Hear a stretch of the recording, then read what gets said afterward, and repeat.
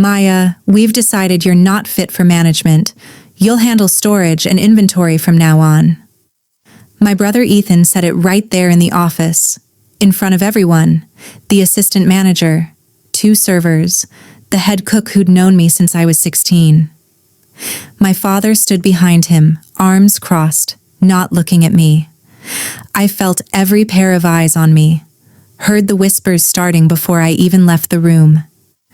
That was the day I realized I'd never be good enough for them. But maybe I didn't need to be. My name is Maya, and I'm 24 years old. I grew up in my family's pizza restaurant, not just one location, 3 of them. My father built that business from absolutely nothing, and I watched him do it. I started working there at 16. Dishwasher first, then server, delivery driver, cashier. Every single position, I learned it. I thought that mattered. I thought if I worked hard enough, learned everything, proved myself day after day, they'd see me, really see me. My older brother Ethan is 29. He went to business school, came back with a degree and a lot of opinions about operations he'd never actually worked. But my parents called him the future of the company from day one. Me, I took online business management courses, studied at night after 50-hour work weeks. I wasn't flashy like Ethan. I didn't talk about market disruption or scalability, but I knew every customer by name. I knew which suppliers gave us the best margins. I knew exactly how the business actually ran. Has your family ever treated you like this? Share your story below. I didn't have the degree on the wall or the confidence they wanted to see. But I had something they never noticed. I actually cared about the people we served, not just the profit margin. I thought that would be enough. It wasn't. The emergency family meeting happened on a Tuesday afternoon at our flagship location. My parents called everyone in, me, Ethan, my uncle and aunt. I remember walking in and feeling hopeful. Actually hopeful. See, I'd been researching franchise opportunities for months, building reports, running numbers. I thought maybe, finally, this was my chance to show them what I could do. My father stood at the head of the table. "We're expanding," he said. "We're applying for franchise rights with a major national pizza brand." My heart jumped. This was it. Ethan will be managing director of the new franchise division. The room tilted. My mother smiled at Ethan, then glanced at me. "Maya, you'll stay in your current role. We need someone reliable to handle the day-to-day basics." I opened my mouth, closed it, tried again. "I've actually been working on a franchise proposal." Ethan laughed. Actually laughed. "Dad doesn't need your little hobby projects. This is real business now." I looked at my father, waited for him to say something, anything. He shifted uncomfortably. "Ethan's right, sweetheart. We need professional leadership for this." My folder was right there in my bag. Months of work, supplier comparisons, market analysis, customer surveys. I pulled it out with shaking hands and slid it across the table. Ethan barely glanced at it. "You really thought we'd trust you with a 6-figure investment?" My parents exchanged a look, said nothing. My uncle and aunt sat there silent, eyes down. "You're great at taking orders and wiping tables," Ethan said. "Stick to what you know." I couldn't breathe. I grabbed my folder and walked out. My throat was so tight I thought I'd choke. That evening, I went back to grab my phone charger from the office. The parking lot was almost empty. That's when I heard Ethan's voice through his cracked car window. "Don't worry, I handled the Maya situation. She knows her place now." He was laughing. I stood there in the dark, listening to my brother laugh about humiliating me. Then I went back inside. I don't even know why. Habit, maybe. That's when I saw it. The printer in the back office still had warm pages in the tray. Ethan's business plan for the franchise application. I picked it up, started reading, and I recognized it. Word for word, it was copied from a free online template. I'd seen that exact template 3 months ago during my research. He didn't even change the font. 2 weeks later, the franchise application got approved. My family booked an upscale Italian place downtown to celebrate. White tablecloths, wine list, the whole thing. I found out from my cousin's Instagram story. There was a picture of the table, everyone dressed up, champagne glasses, and a plate where I should have been sitting with a little place card that said, "Couldn't make it." I was working a closing shift, the closing shift they'd scheduled me for.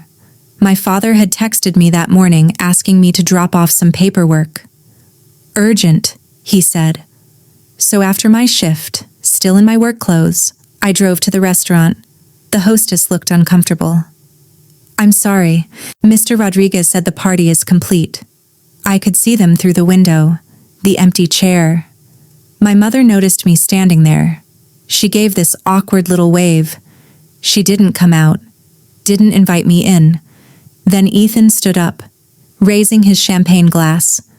To family members who actually contribute to success. The whole table laughed. I handed the paperwork to the hostess and left before anyone could see me cry. That's when things got worse. Ethan started restructuring the original restaurants while the franchise location was being built. He cut my hours, gave me double closing shifts, Sunday morning openings, the worst possible combinations. Then came the lunch rush on a Thursday. The dining room was packed, every table full. I was running my section, 6 tables, all regulars, everything under control. Ethan's voice cut across the room. "Maya, your section's a disaster. I honestly don't know how Dad tolerated this level of sloppiness." Everyone stopped. Customers, staff, everyone. My face burned. Mrs. Palmer, who'd been coming in every Thursday for 8 years, stood up. "She's the only reason I keep coming here." Ethan didn't even look at her. "That's exactly the problem. Maya's a great waitress, not a leader.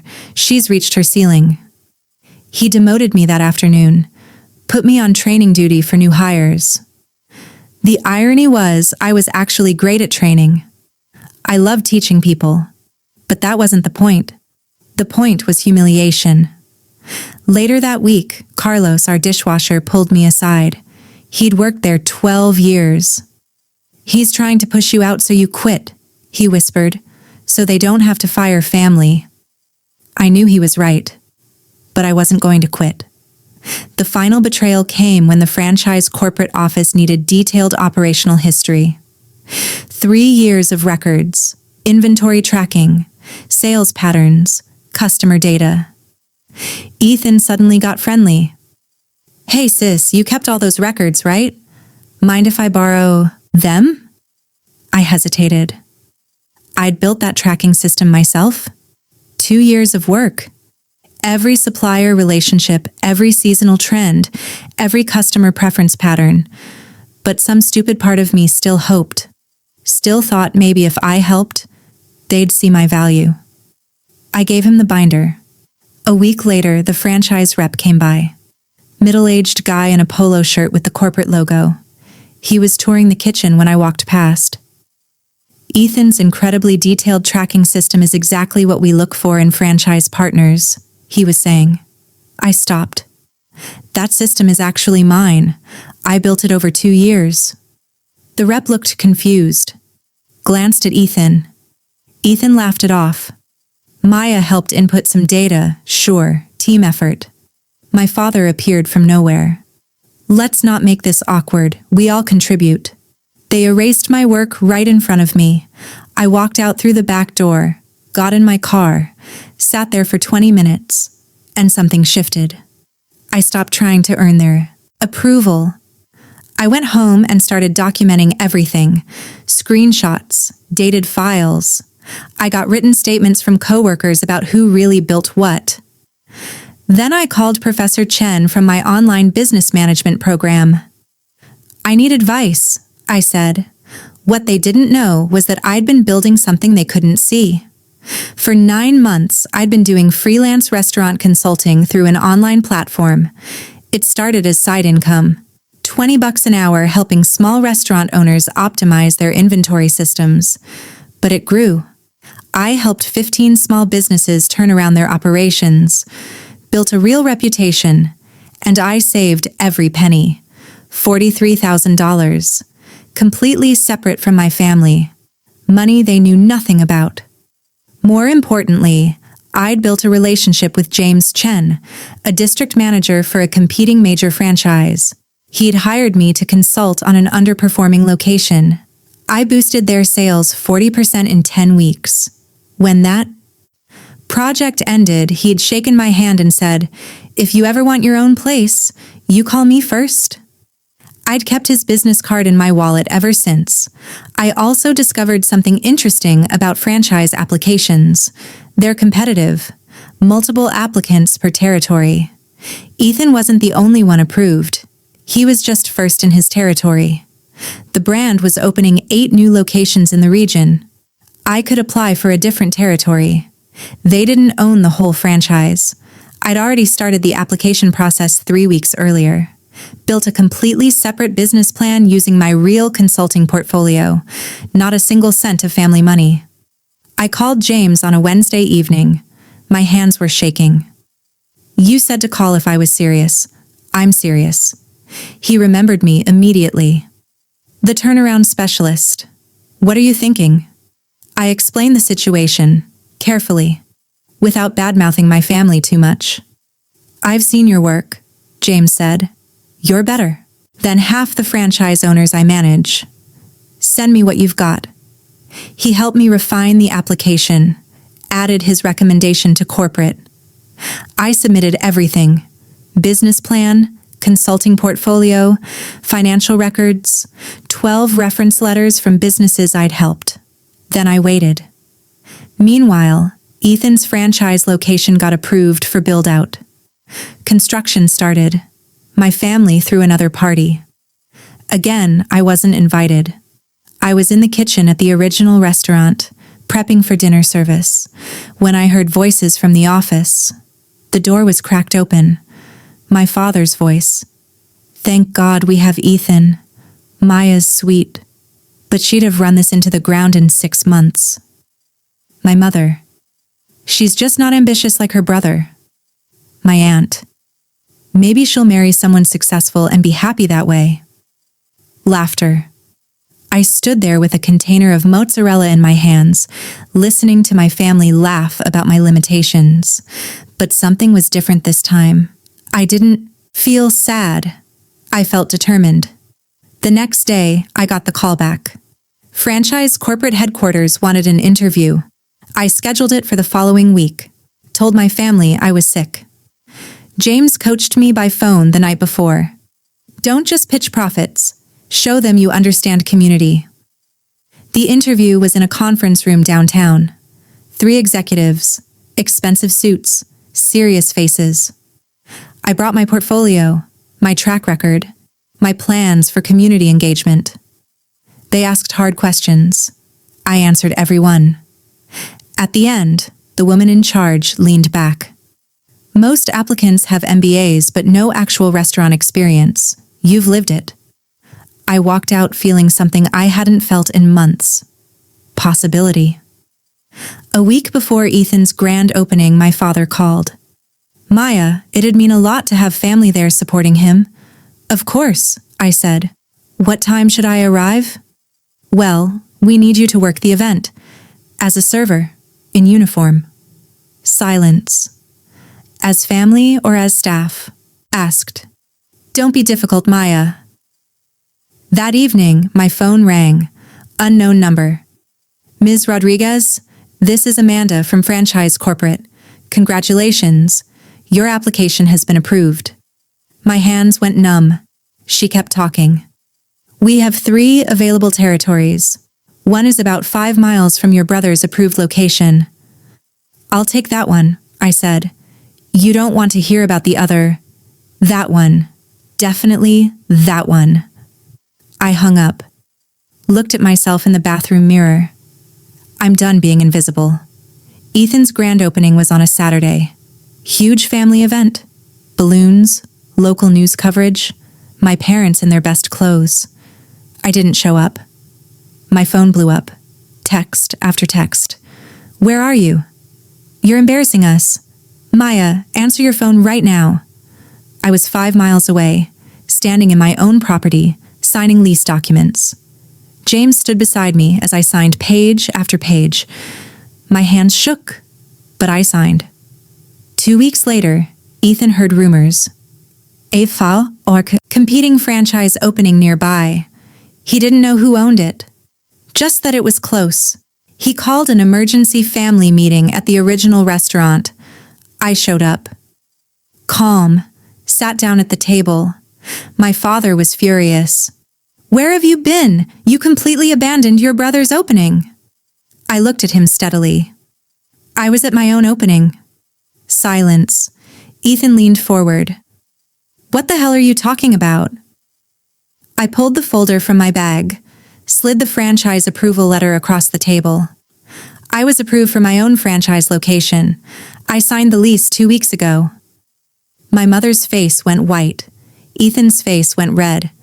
You can't do this. You're deliberately sabotaging me. I'm doing exactly what you did, I said, starting a business. My father found his voice. With what money? You don't have anything. I have $43,000 I earned from consulting work you knew nothing about, plus a business loan based on my actual operational experience. My mother's voice cracked. This is family betrayal.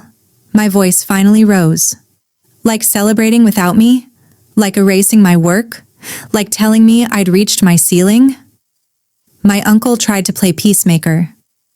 Let's all calm down. I cut him off. You sat silent while they humiliated me. You don't get to play mediator now. I pulled out more papers, printed screenshots, side-by-side comparison of Ethan's business plan and the template website.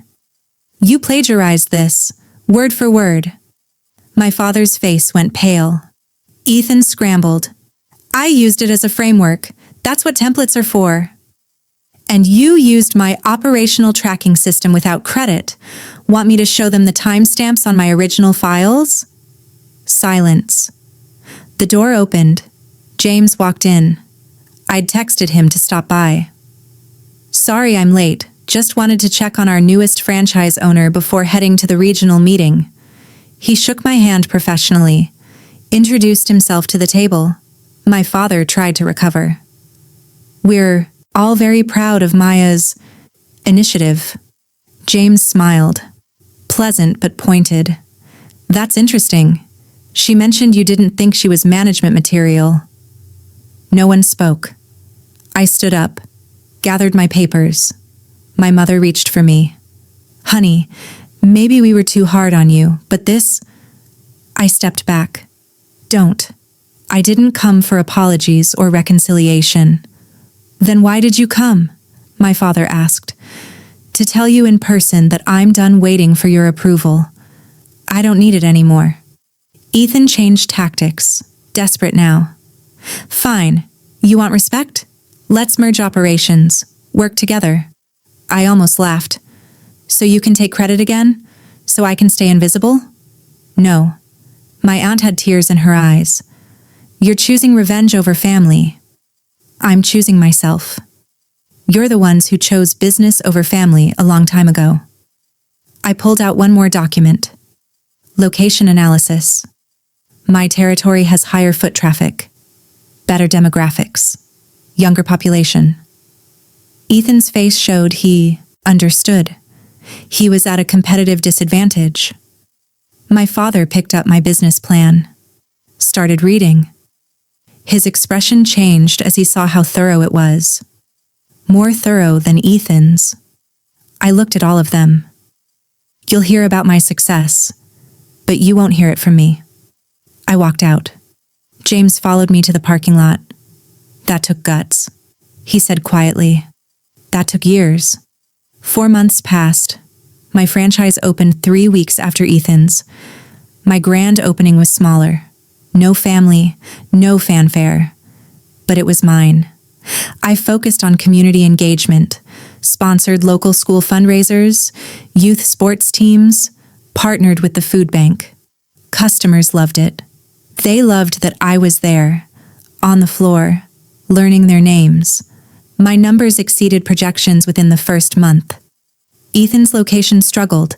Turns out a business degree doesn't replace actual experience. My father called 6 weeks in. We may have been too harsh. Can we talk? I agreed to coffee. Neutral ground. A cafe neither of us owned. He tried to apologize, but he also tried to justify. We thought we were doing what was best. You thought what was easiest. There's a difference. He asked if I'd come back to the family business in any capacity. No. But I don't want to destroy you either. I just want to build my own thing. 2 weeks later, I met Ethan at a park. Neutral ground again. He looked exhausted. Older, somehow.